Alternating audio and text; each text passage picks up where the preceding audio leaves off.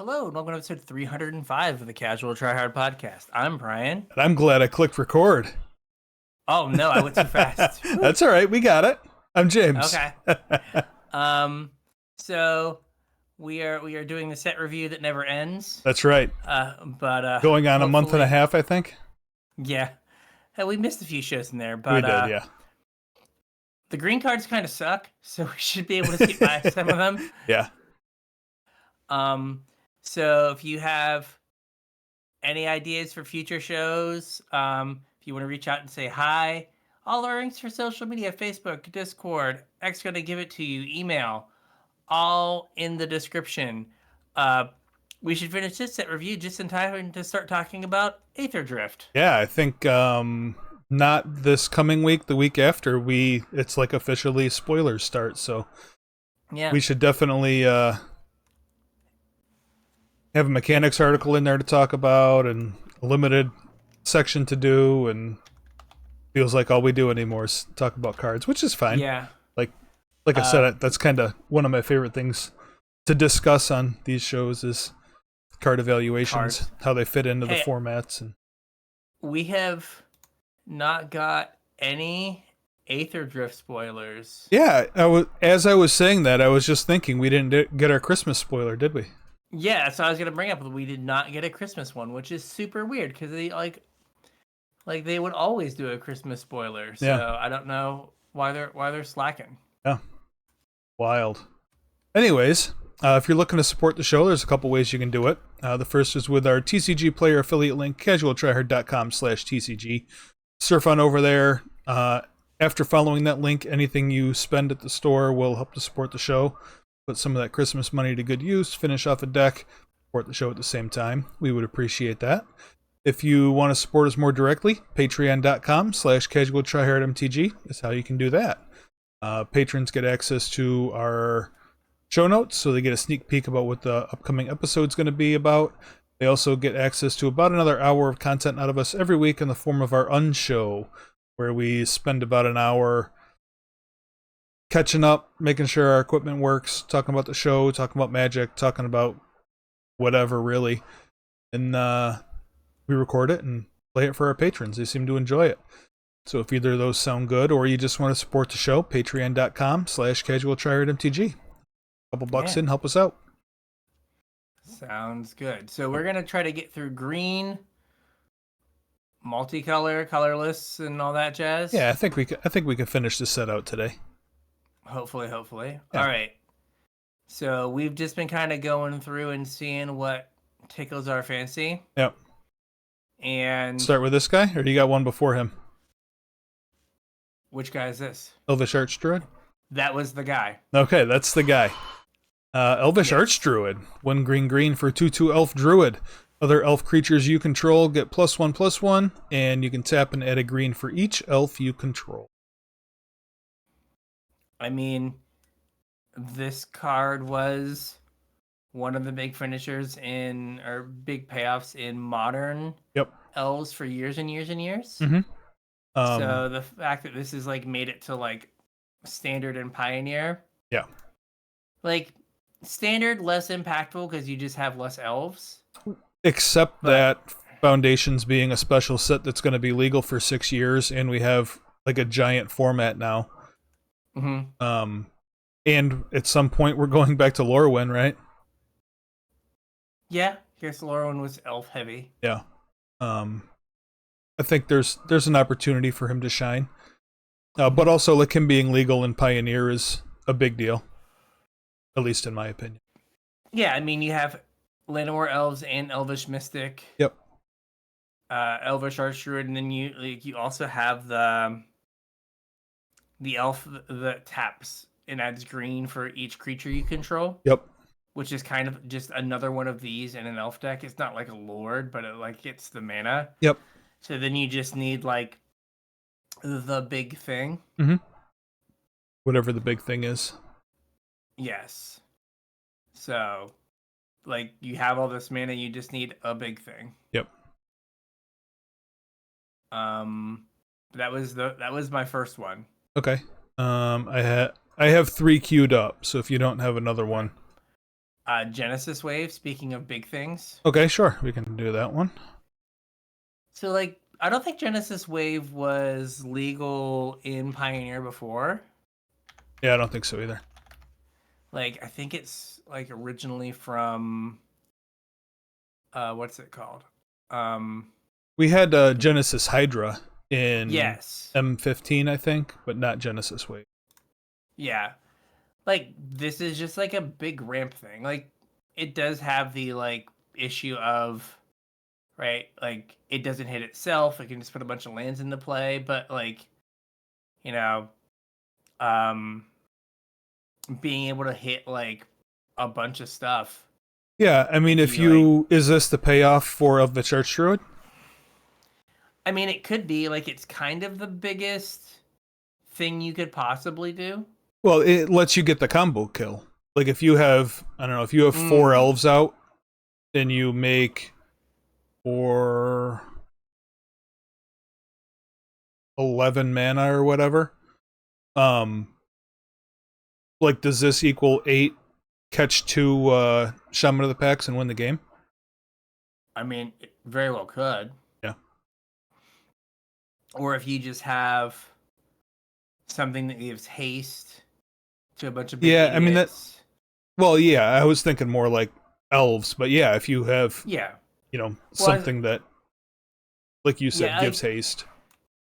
I mean, even something like Uvumal Oddity, Mm-hmm. like which is kind of the way you like win in one turn with like mono green. Yeah. Right? Like this. I mean, Elvish Archdruid, elves plus like Nykthos. Mm-hmm. Right? Like you can just generate a ton of mana and do something like this. Yeah. Um, it just feels like it's one of those things that like Pioneer is like a powerful format, but not so powerful that like big ramp strategies are kind of like not possible because Right. it's not.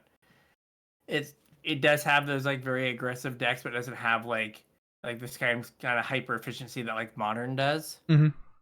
So just a card that looks fun and could do something in like again could be a payoff for some sort of big mana deck. Huh. I just realized that this is any number of permanent cards. Yes. This puts lands into play too. Mm-hmm. Untapped. Yeah. So like you could spin into 8 and like just hit. Yeah. You could hit 6 elves, and then like if 2 of them are Shaman of the Pax, win the game on the spot. Yeah. And get some mana back or whatever. Mm-hmm. Interesting. Okay. Now we can do your guy. Yeah, I don't think there's a ton to. Well, we already talked about him, didn't we? I think we did a little bit when he was first spoiled. No, I think we talked about him last week or last episode. Or 2 Yeah. weeks ago. Yeah. Never mind. So Loot, still listen to the last episode. That's Extra right. Got anything before Scoos? No, I mean, Scoos is like a standard card is good. Yeah, it's just kind of a staple. Again, kind of a thing we expected to see out of this set, where it's just a good check valve that also happens to be a reasonable magic card. Things that we would like to see in the format for a period of time. I guess like is around for 5 years, but we also have the green guy, Keen-Eyed Curator, that kind of does scavenging ooze things. Yeah. It's a little different, but like I don't know if having 2 of that effect matters, but this one will at least be around for a long time. Yep. What's your other one? Scoos was my other one. Scoos was your other one? Yep. I also think it's funny seeing cards like that were in Horizon sets. Yeah. Like Modern Horizons ones that are now just like Spring Bloom Druid. Yeah, that's fine for standard. Yeah, it's no fine. Worries. No worries. Yeah, there's not a lot that like in green that's like feels like super new and exciting that like we didn't already have. Right. Vivian Reed is like just a solid planeswalker to have around. Still, you Like think I in was gonna say, I don't know how. 2025? I was gonna say I don't know how she holds up, Yeah. but like, I mean, she was great when she was legal and standard before, but yeah, I just don't know if if Magic's in a different place now than. and I think she was from that like maybe she was not that year. There was like that year where we had like the planeswalkers that wanted you to kind of like build specific decks. We had like the Sarkon that was like build dragons and Yeah. like she very much is like build a creature deck, but then I also just like can like tag something that matters. I think she was core 19 because I remember playing her in the Explore deck, the black green Okay. Explorer. Yeah, it's like it's a good like it's kind of what you want from like a sideboard planeswalker, Yeah. where it's like card advantage plus it also can like defend itself a little bit. Yep. So I guess three green green. Look at the top for a 5 mana loyalty planeswalker. Look at the top 4 cards. You may reveal a creature or land from among them, put them in the hand, and the rest go on the bottom. And then neg 3 is destroy target artifact, enchantment, or creature with flying. Mm-hmm. And then -8 is Permanent creatures you overrun. control. Yeah, get +2/+2, vigilance, Yeah. trample, and indestructible. Win the game. Right. What's funny is like indestructible is not as like impressive in a world with like sunfalls and stuff. Yep. Like, no, hopefully you kill them when you do it, Right. but it's not nearly as exciting. But yeah, okay, that is green. I did not like do extra homework, so I don't know exactly what we are looking at here for multicolor. Yeah, I didn't get that far either. We talked about Okay, Alicia, right? we did. Um, duh, duh, duh, um, How about Boros Charm? I mean, Boros Charm goes in the deck with Bolt Wave that we talked about last time. Does. Also a pretty solid card to be Mm-hmm. legal and standard for 5 years at least. Yeah. I think like every mode of this is relevant in I think even in today's Magic. Yes. I mean, two mana for 4 damage. Yep. And Indestructible then could like save your team. Double mm-hmm. strike works well with all of the various pump decks. Yeah. Heroic, whatever. I like the like as like an uncommon and just like as card Dreadwing Scavenger. I just like that card. That's as a curveball, I know. Yeah. I was looking at a different I had a story about a different card I wanted to tell, but we can do this one first. So 1 blue black for a 2/2 with flying, and when it enters or attacks, draw a card, then discard. Like it's just a great little looter. Then it has threshold of this creature gets +1/+1 and has death touch. Mm-hmm. It's just like a lot of times these cards like loot on like attack. The fact that you get it when you first play it, Yeah, is good. That's all. I just think it's a good card. How many loots is equal to a card? 2? 1.5? Probably. Yeah, 1.5, 2, somewhere in there. So you kind of get like half a card when it comes into play. Yeah. Well, I was Right. just wondering like how close this was to Baleful Strix.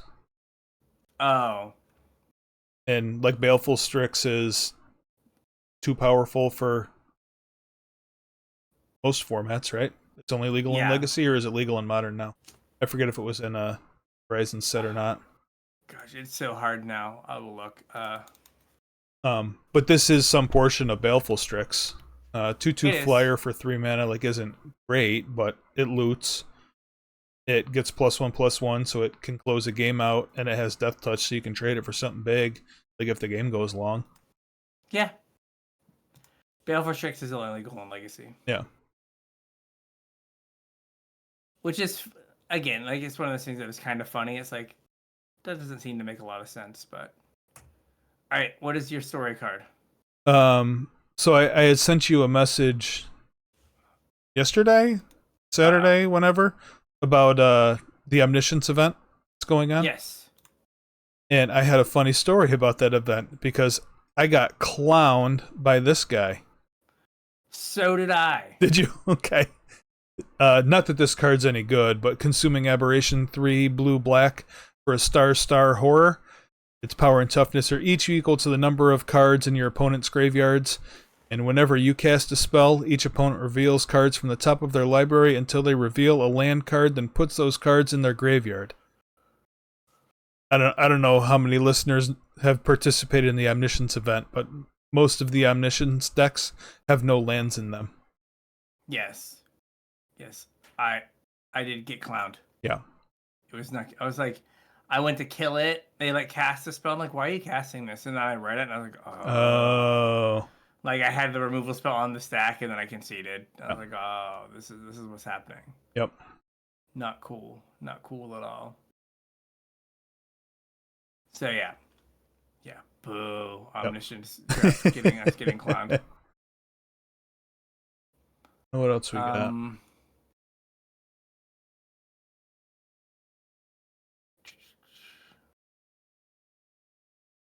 I've been Maelstrom Pulsed, and I'm like, oh yeah, I keep forgetting that Maelstrom Pulse is now in a format that I play on Arena. Yeah. It's like, oh. How about Niv Mizzet the Visionary? Just for the memes. Sure. So Niv Mizzet Visionary, 4 blue-red, for a legendary dragon wizard with flying. You have no max hand size. Whenever a source you control deals non-combat damage to an opponent, you draw that many cards. Mm-hmm. This goes infinite with the other Niv Mizzet. It does. That is all. That is all I had. Was it goes infinite with itself. Yep. I feel like there's something else that goes infinite with too, isn't there? I'm not sure. That's the only one I knew of. Yeah, I had a thought, but it's gone now. I lost it. These things happen. Yeah, the gold cards aren't like super exciting. Yeah. It's interesting, like the cards that they reprint that are like, hey, here's this like nostalgic card. Mm-hmm. It's like, yeah, that's not very good. Yeah. Like I can't get excited about that because it doesn't do anything. We spent some time talking about Boggles in previous episodes, right? Boggle. We Yeah. can't talk about Boggles without talking about this guy. Unflinching Courage, yeah. 1 green-white for aura, and enchanted creature gets +2/+2 and has trample and lifelink. Both of those keywords are relevant on your big Boggle. Yeah. To get through damage and Yep. And to make it so you don't die. Yep.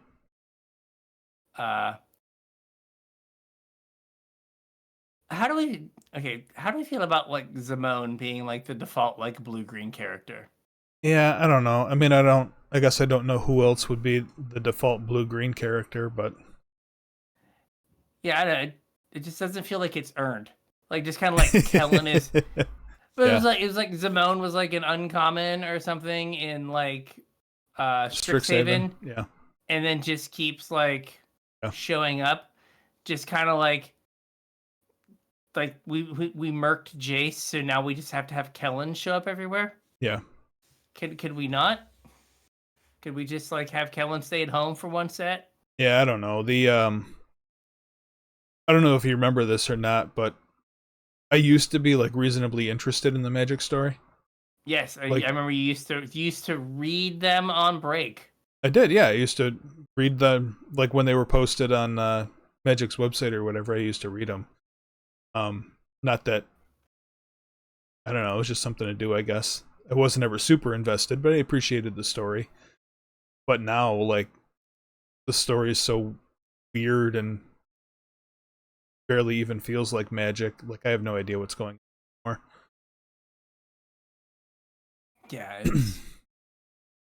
I think like part of that's like the changes they've made with how they like get this distribute the story, I guess is the right word. Yeah. But I mean, other parts of it are like the story's just weird now. It just doesn't feel like Magic. I don't know, old man shouting at Old clouds. man yells at clouds. Yes. Yeah. But no, it is like, I don't want to say it's less compelling, but like they've made it harder to find. Yeah. And like I think they're in that part where like kind of Marvel was in this as well, where like after you get rid of Thanos, like What do you do? what are we doing? Yeah. Like trying to like stand up like the next like bad guy. Yeah. Is hard. Yeah. And like we did like a big Nicol Bolas arc.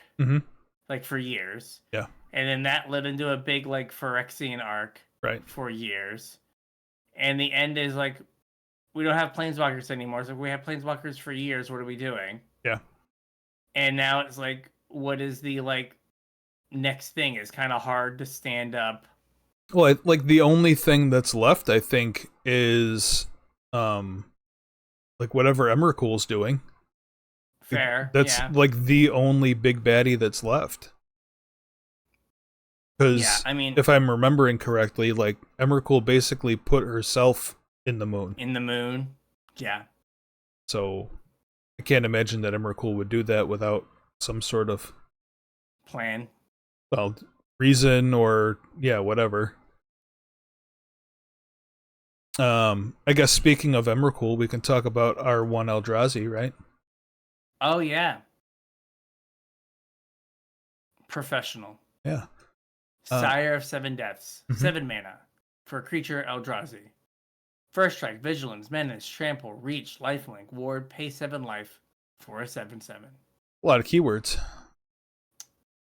7, I do believe. Yeah. Well, yeah, 7. There are 7 keywords. Yep. How many letters are in Eldrazi? Oh, I hadn't even noticed that. There are 7. There are. So, this card's getting played in Modern. Yeah, I mean, that's pretty good. This is like a Tron payoff. Sure. Like, Absolutely, I could see that. I mean, it might be better than, what's it called? Than like Wormcoil. Does Wormcoil even see play anymore? I thought, That's what I'm... what is it? The equipment. I thought the equipment replaced Wormcoil. Oh, Cauldron Complete? Yeah, that one. Maybe. But like this gets played in Modern. I've seen it resolve. Yeah. I mean, it does like, it's not like fully like protected. I mean, they can pay 7 life. Right. Yeah, but 7 life in Modern's like not trivial when you're shock, fetch, thought seize. Yeah, but like just the like you can only pay 7 life so many times. Yeah. Before it's like, hey, I can't pay 7. So and then you just die to it. Yeah, yes, then it just attacks you. Yep. Like totally unbeatable for burn. Just impossible. Can't do it.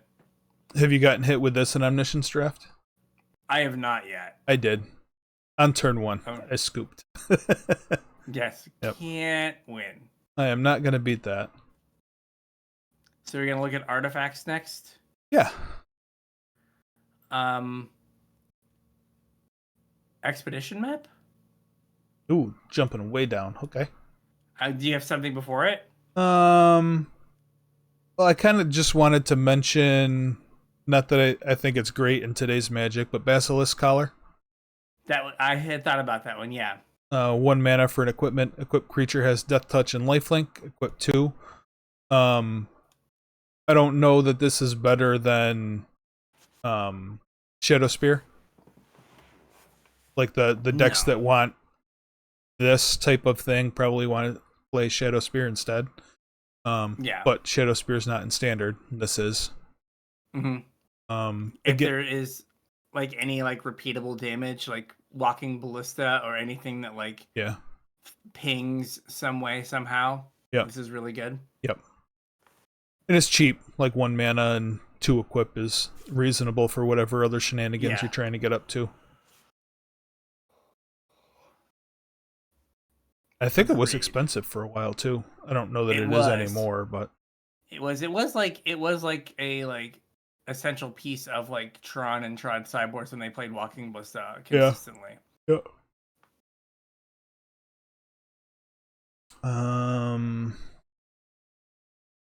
I don't think we need to talk about Darksteel, right?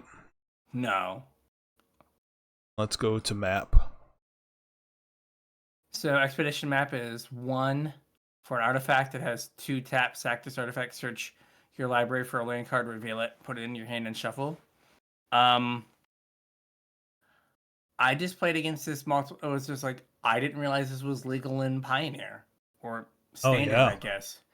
Right, like there are like mono green builds that play this to go get their Nykthos.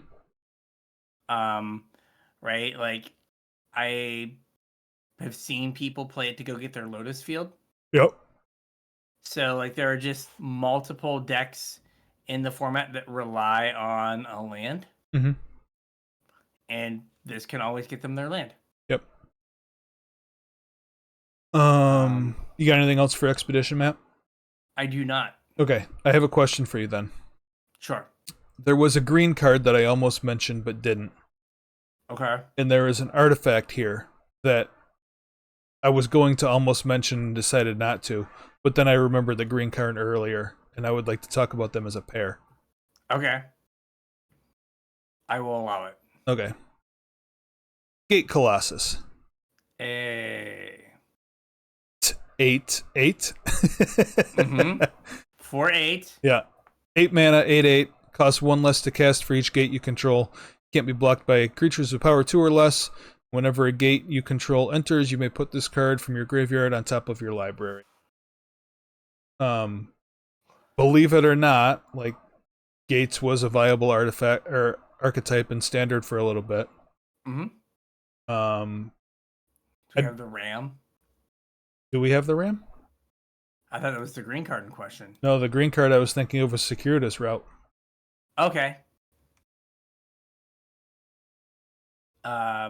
Circuitous Route, 3 and a green. Search your library for either 2 lands. It can be 2 basics or 2 gates. Yep.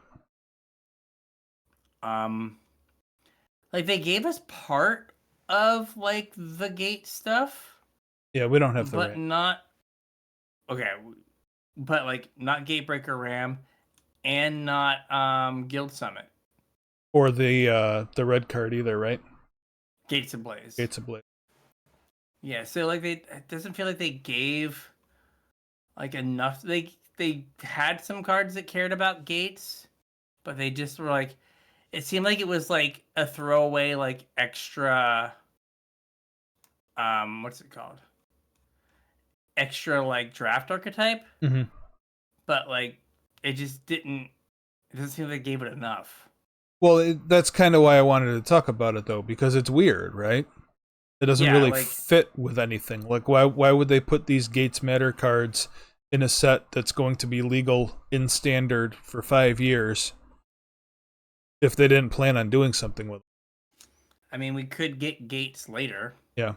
Like going back to Ravnica just seems like a thing we have to do every 3 to 4 years now. Yeah. I mean, and there weren't were there any gates in like Murders? No, right? I'm having a hard time remembering what formats what came out in and what are legal in. Like, there was some new gates printed. There's like there was the ones from D&D, but I think there was another set also. The D&D ones aren't Standard legal. Right, yeah, that's what I meant.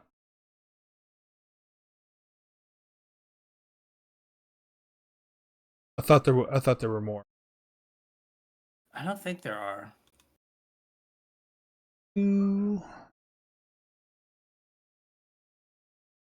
But yeah, it's it just doesn't feel like there's enough gate stuff now, and so you're like really leaning on them like printing like 2025 Yeah. 2026 power level gate stuff to make those 2 cards matter. Yeah, maybe I was thinking the caves.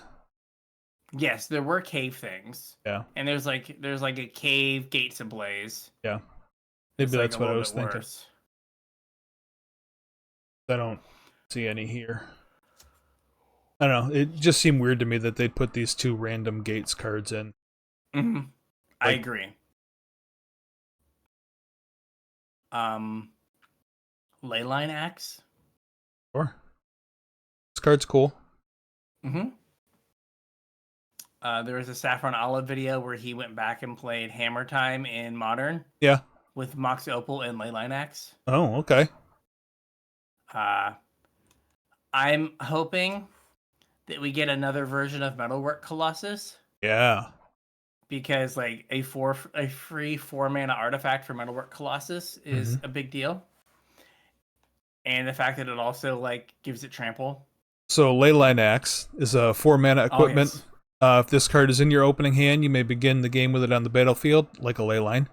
Equipped creature gets +1/+1, has double strike and trample, and equips for 3. And it awaits a worthy wielder. It does. Yeah, like you whoever said, had- with Colossus, makes Colossus super cheap. Double striking trample Colossus is pretty scary.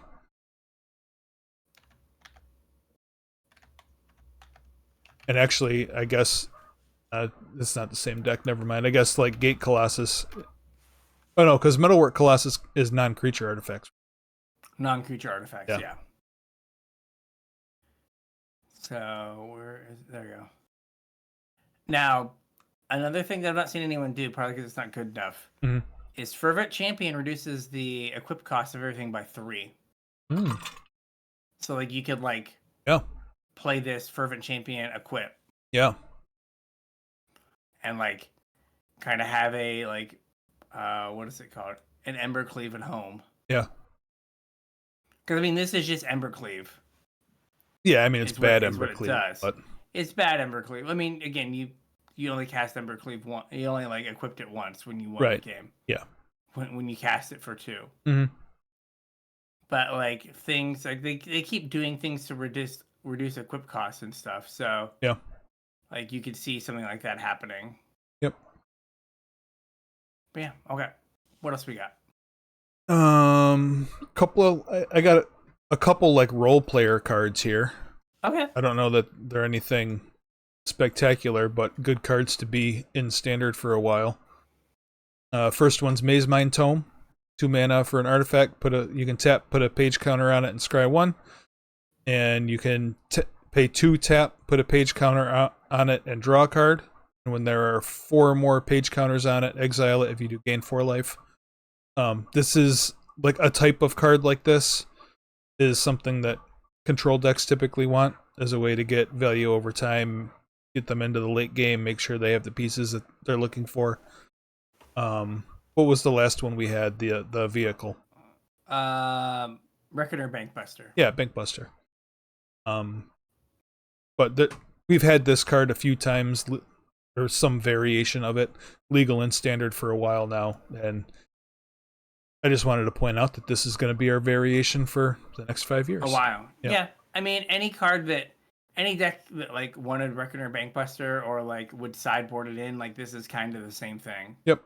Because like a huge part of Bankbuster's value was just the pay 2 draw card. Right. Yep. The creature part was just gravy. Yep.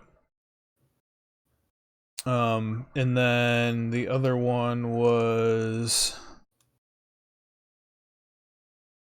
Solemn Simulacrum. Sad Robot, 4 mana for 2/2. When it ETBs, you go get a basic, put it into play, and when it dies, you draw a card. It's good for ramp. It's good for sacrifice strategies. Pays you off when it dies.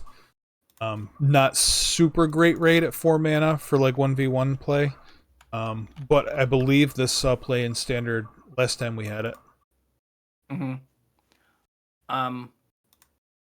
I also think it's funny that this card has only ever been printed at rare. Yeah. Like, it does not feel like it is of rare power level anymore. Yeah, not anymore. Right? Like, it's just like they've just decided this card's a rare. Yeah. Because, like, if it was an uncommon that, like, hadn't been around for 2 decades or whatever, you'd be like, oh, okay. Yeah. But the fact that it's been around at rare forever. Yeah. So we didn't get Pithing Needle, but we did get Sorcerer's Spyglass. Yes, we did. So 2 mana for an artifact. As this artifact enters, look at an opponent's hand and then choose any card name. And activated abilities of sources with the chosen name can't be activated unless they're mana abilities. Yep. So it does Pithing Needle, but for 1 more mana. And you get a peek. Yeah, and you get to kind of know what they have. I got one more kind of role player card here also. Okay. Again, not that I don't know how many different versions of this we need. We talked about Skoos earlier. But this is Soul Guide Lantern. 1 mana for an artifact. When it ETBs, exile a card from a graveyard. You can tap it, sacrifice it, exile each opponent's graveyard, or you can tap it and sacrifice it, or pay a mana, tap it and sacrifice it to draw a card. Just kind of more ways to hate graveyards out. I don't know how many of those we need. This is obviously the one we're going to have for a little bit, because yeah, like set. I think this is just like kind of the Tormod script variant that we get. Yeah. Right, kind of. And it's probably better than Tormod script because like it has the draw card buyout. But yeah, it just kind of feels like, yeah, your Tormod script. Yep. Like it just needs to be around. Yep. So I scrolled through the lands. Yeah. And there's nothing super interesting. Okay. Other than in terms of why is this here, or we have to do gates at some point. We have Mace's End. Right. So like speaking about like gate support that doesn't make sense with the gates that we have. Mace's End. Yeah. So it's a mythic. I was just gonna say, how awkward is this that it's mythic? This land enters tapped, and it taps to add colorless and pay 3. Tap it, return this land to its owner's hand, and then search your library for a gate and put it on the battlefield. I guess it only comes in the starter collection. Oh, so that's why it's mythic. Yeah, because it doesn't really matter. Yeah. It's also awkward that it's not a gate. Yeah. So many things about this card. Yeah. It's just like, why do we do it this way? Yep. But yeah, no, it's it just like makes you think that there has to be, we have to go to Ravnica and there has to be like a gates deck. Yeah, I mean, surely, well, this wasn't in like the proper set, so they weren't thinking this was going to be the payoff for your limited archetype. Yeah. Not that your chances of drafting all 10 gates in a limited game are slim to none anyway. Slim and none, yes. But yeah, so there has to be gate stuff. Yeah. I wonder if like there's gonna be lands and like, I wonder if instead of doing like the traditional gates, where like the portals and Ether Drift are gates or something. Oh, maybe. Right, because we have like Thran Portal. Yeah. That's a gate. Yeah. So these are all portals. They could be gateways to other places. So then you have like gate support there. Yeah. Where they just do gates in like a non-Ravnica place. So that could be a thing. Yeah, that's kind of cute. Yeah. Right, like it's like, hey, we can put gate everywhere has gates. It's like, okay, everywhere has gates. Yeah. Now that we have omen pads everywhere. Yeah. So yeah. And it's so funny, like the fact that they have the temples, like it's like you guys made these obsolete. Right. Were they in the starter decks also? They're in the starter collection as well. Yeah. I got one more land. Okay, hit me. Gotta get it over. Soulstone Sanctuary. Tap, add a colorless. You can pay 4. This land becomes a 3/3 creature with vigilance and all creature types. It's still a land. I don't know that the all creature types is super relevant, and 4 mana to make this a 3/3 isn't super great rate. But it's not a far cry from what we've had from manlands recently. It's not till end of turn. Oh, it just is. I didn't pick that up. Okay. Which is good and bad. Yeah. Right? Like, good that you only have to pay the mana once. Bad that you're not insulated against, like, a Wrath type effect. Yeah, or a Fatal Push. Exactly. What is the... They had another one. Like, the Crawling Barrens. It says, like, then you may have it become a 0/0 elemental creature until end of turn. Yeah. It still lands. Like, this one doesn't have till end of turn. It just becomes that, so. And I must have skipped right over Crawling Barrens. Again, like, I'm just looking at all of the cards. Again, it's from, like, you know, Learn to Play Starter Collection. Yeah. But, like, it's so weird that, like, Standard's enormous because all these, like, beginner boxes and starter collections all have these cards. Yeah. And you're just like, am I allowed to play with this? It's like, I hope. Who knows? Who knows? Show up to your tournament. See if you get kicked out. Yep. There we go. We did it. But maybe we can get someone to say Temple of Milady. Temple of Milady.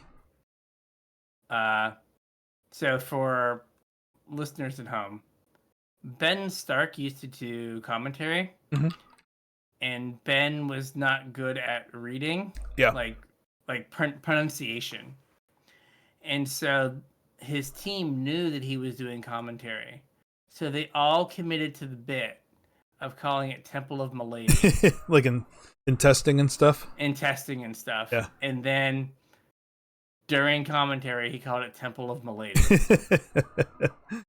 So, like, if you work hard enough, you can sometimes get paid off. Yep. So, all right, you got any other cards? I don't. I think that's it. Did you have any more? No. So with that, I think we got a show. We got a show. So if you have show ideas for while we wait for the next set to start, hit us up on all of our social medias. Links are in the description. If you've got a good place to stay in Chicago, let us know. Yeah, let us know. If you're looking to support the show, there's a couple ways you can do it. The first is with a TCG player affiliate link, CasualTryHard.com/TCG. Surf on over there. As long as you use that link to get the TCG player, anything you purchase will help to support the show. Doesn't cost you guys anything extra. It really helps us out. We would appreciate it. If you want to support us more directly, Patreon.com/CasualTryHardMTG is where you can do that. You can chip a couple bucks in. There's tiers there. They don't really mean anything. Chip in whatever you feel is appropriate. In return, you'll get access to our show notes, so you get a sneak peek about what the next episode's going to be about. And you also get about another hour of content out of us every week in the form of our unshow. We're old, our equipment doesn't work sometimes, and now we live half a country apart. So we need a little bit of time to catch up before the show. So we do that completely unscripted, unedited. Type it right into our patrons' ears. Any of that sounds good to you, or if you just want to support the show, Patreon.com/CasualTryHardMTG. Appreciate it. Yep. Yeah, so with that, we'll catch you on the internet. We'll catch you on the internets.